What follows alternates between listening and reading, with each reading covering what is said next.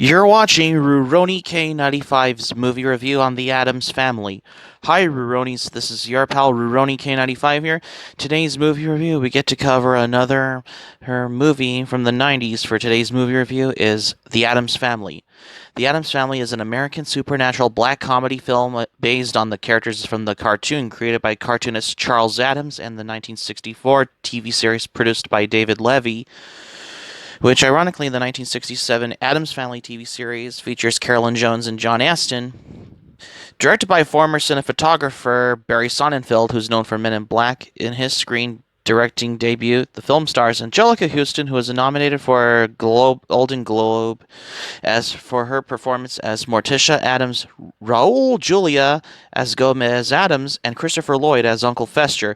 The film focuses on a bizarre, macabre, aristocratic family who reconnect with who they believe to be a long-lost relative, Gomez's brother, Fester Addams, who is actually the adopted son of a loan shark intending to swindle the Addams clan out of their vast wealth and fortune. Yeah, this is the movie I'm going to talk about. Is the one with Raul Julia, Anjelica Huston, Christina Ricci, and Christopher Lloyd in this movie. So let's review this movie. Let's begin. Gomez Addams laments the 25-year absence of his brother Fester, who disappeared after the two had fallen out. Gomez's lawyer Tully Alfredo owes money to loan shark con artist Abigail Craven under her fake name as Dr. Pinderschloss, and notices that her adopted son Gordon closely resembles Fester. Tully proposes that Gordon pose as Fester to infiltrate the Addams household and find the hidden vault where they keep their vast riches. Tully and his wife Margaret attend a seance at the Addams home led by Grandmama, in which the family tries to contact Fester's spirit. Gordon arrives posing as Fester, while Abigail poses as a German psychiatrist named Dr. Greta Pinderschloss, and tells the family that Fester has been lost in the Bermuda Triangle for the past 25 years until she found him in some tuna nets. Yep. Gomez, overjoyed to have Fester back, takes him to the family vault to home movies from their childhood. Gordon learns the reason for their brothers falling out. Gomez was jealous of Fester's success with women and wooed the conjoined twins, Flora and Fauna, Amor, away from him out of envy. Gomez starts to suspect that Fester is an impostor when he is unable to recall important details about their past. Gordon attempts to return to the vault, but is unable to get past a booby trap. Gomez's wife Morticia reminds Fester of the importance of family among the Addamses and of their vengeance against those who cross them. Fearing that the family is getting wise to their con, Abigail, under the guise of Dr. Pinderschloss, convinces Gomez that his suspicions are due to displacement. Yep, you guessed it. Gordon grows closer to the Addams family, particularly the children, Wednesday and Pugsley, whom he helps to prepare a swordplay sequence for the school play. Abigail had insisted that Gordon not to attend the play, but after feeling deeply saddened by this, and he attends away after the play. Dr. Pinderschloss insists that Fester he must once again leave, so the Addamses throw a large party with their extended family and friends, during which Abigail plans to break into the vault. Wednesday overhears Abigail and Gordon discussing the plan and escapes them by hiding in the family cemetery. Tully learns that, as the elder brother, Fester is the executor of the Addams estate, and therefore technically owns the entire property. With the help from the Addams' neighbor, Judge George Womack, whom Gomez has repeatedly irritated by hitting golf balls into his house, Tully procures a restraining order against the family, banning them from the estate. Gomez attempts to fight the order in court, but Judge Womack rules against him out of spite. While Abigail, Gordon, and Tully try to repeatedly and unsuccessfully to get past the booby trap blocking access to the vault, the Addamses are forced to move into a motel and find jobs, especially what you see in the movie. Yep. And speaking of which, Morticia tries to be a preschool teacher. Wednesday and Pugsley sells toxic lemonade. Oh, the part where the Girl Scout girl trying to sell Girl Scout cookies, but Wednesday Addams asks the Girl Scout who's selling Girl Scout cookies, like, are they made from real Girl Scouts? And Thing, the family's animate, disembodied hand, becomes a courier. Despondent, Gomez sinks into depression and lethargy. Yep.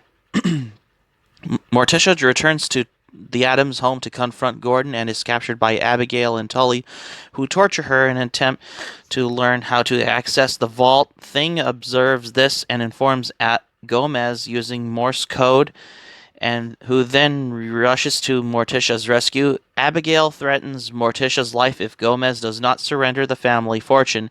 Fed up with his mother's behavior and constant berating, Gordon turned against her because in the part where Abigail Craven said to Fester, saying, like, you disgust me, you're nothing but a snivelous baby, but you're nothing but a sniveling baby, which is very harsh, what you hear in the Addams Family movie. Using a magical book with projects its contents into reality, he unleashes a hurricane into the house, which strikes on his own head with lightning and launches Tully and Abigail out of the window, and then to open the graves and dug for them by Wednesday and Pugsley. Yeah. So the movie ends with a coda taking place several months later at Halloween. I mean, especially the part where the trick-or-treaters are running scared when they see Lurch on Halloween night, particularly, yep, because what you see in the 1991 Addams Family movie, because Lurch does kind of scare those trick-or-treaters, and those trick-or-treaters are running away from Lurch, especially what you see in the Addams Family. You guessed it. I mean, what is it with Halloween part in the movie? Well, you guessed it, that's the question. The family states that Gordon was really Fester all along, as the truth be told, and that the previously made-up story about Fester being found in the tuna nets after being lost in the Bermuda Triangle is true. The further state that Fester had been suffered from amnesia this entire time, and only recovered his memories after being struck by lightning, with the family whole again as they play Wake the Dead. Morticia informs Gomez that she is pregnant. And that's how you end this movie, especially for the Addams Family. Yep. And that's how you review this movie.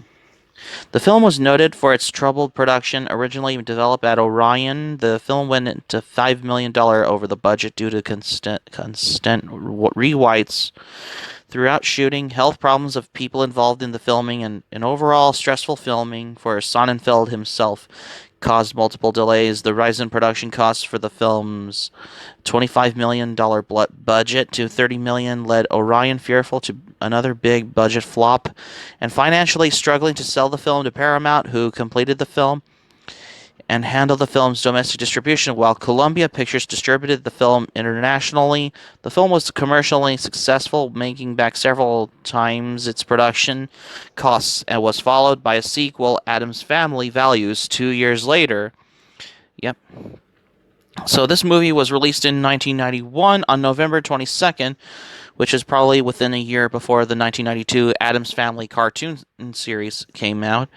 But for the movie, I particularly is basically the more popular one. Yeah, this was released in Canada, in the USA, and in the United States of America and Canada by Paramount Pictures, but international was Columbia Pictures at this point, as it was with Orion Pictures, especially for the 1991 Addams Family movie. Yep. Barry Sonnenfeld makes an uncredited cameo as a passenger on Gomez Addams' train, especially what you see in the Addams Family, which is obviously for particularly in this particular movie, because I know that my favorite scene in the Addams Family is where Wednesday Addams asks the Girl Scout who is selling Girl Scout cookies by saying, "Are they made from real Girl Scouts?" Yeah, that part in the Addams Family movie. Yeah. But anyways, Scott Rudin, a development executive at the company 20th Century Fox, which is now the unit under the Walt Disney Company, now known as 20th Century Studios, pitched the studio an adaptation of Charles Addams' the Addams Family comic strips, and the studio enthusiastically agreed that the comics would make a great film and set out to purchase the rights. However, Fox would ultimately not make the film, as Orion Pictures, who owed the film rights to the Addams Family, would not sell the property, as they were planning on producing a rebooted TV series. Further, crucial property rights were owned by Charles Addams' widow. Another difficulty in getting the film was produced was the obscurity of the Addams Family 1964 TV series, as at this point as it was, the show had not been achieved. The syndicated popularity of the similar-toned comedy The Munsters, however, production finally moved forward when Addams' widow sold the remaining rights to Orion, who put the film in production with Rudin producing. Anjelica Huston said she based aspects of her performance on her friend Jerry Hall to give the character more warmth. Huston said she would have been expected the role to go to Cher, but was a long-time fan of Morticia as well. Caroline Thompson and Larry Wilson wrote the first draft of the screenplay, which was extensively rewritten later by other writers, including Paul Rudnick, who later wrote Addams Family Values 2 years later. In a 2012 interview, Sonnenfeld stated that he originally intended that it would be unclear whether Fester really was an imposter or not, but all the other actors rebelled and chose the 10-year-old Christina Ricci to speak on their behalf, who gave this really impassioned plea that Fester shouldn't be an imposter.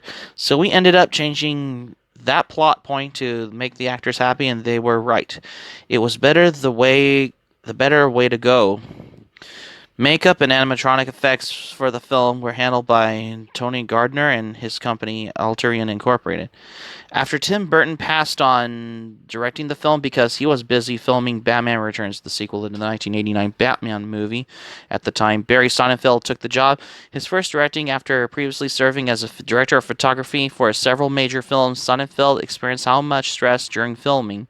Most of the film was shot on stage 3.5/8 at the Hollywood Center Studios in Los Angeles, in the same studio where the original TV series was filmed. In the last 3 months of the production, director of photography Owen Roisman quit and was replaced by Gail Tattersall. Filming resumed, but within weeks, Tattersall was rushed to the hospital, halting production while Sonnenfeld took over the cinematography, was simultaneously directing the film.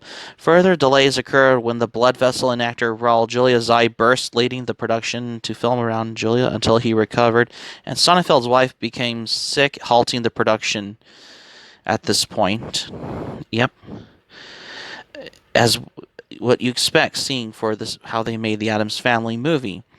And another production difficulty was the financial decline of the original production studio Orion Pictures, who having recently made the big hits like Silence of the Lambs and Dances with Wolves, he had also several major flops which ate up the studio's funds, leading Orion Pictures to sell the Addams Family while still in production to Paramount Pictures.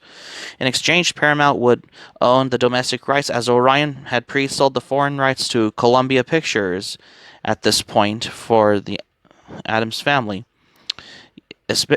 And yeah, the music in the Addams Family was composed by Mark Scheinman for this particular movie as well. So that's going to be it for my movie review on the Addams Family for today. Thank you for watching, but before we go, here's my thoughts on this movie. I know I've been watching this movie lots and lots of times on VHS. I mean, it's been a while because but that was almost like back then when I watched it on every Halloween, especially because I was discussing about the 1991 Addams Family movie, not the 2019 Addams Family movie CGI that came out last year. No, I'm talking about the one that was released in 1991 for today's movie review, I guess. Hope subscribe for content. My anime plan, link in the description below. You can share this video on your Twitter, Facebook. If you have Twitter, Facebook account, all social media, be sure to give this video a thumbs up by clicking on the like button on this video. Feel free to leave in the comments section. Be sure to subscribe to my channel, Ruining K95. Feel free to join this channel, especially if you're new to my channel. Hit the notifications bell button, and I got another movie review coming up for Saturday here. Stay tuned for my next movie review I got another movie review to cover, another Addams Family movie with my movie review on Addams Family Values, because I will see you there.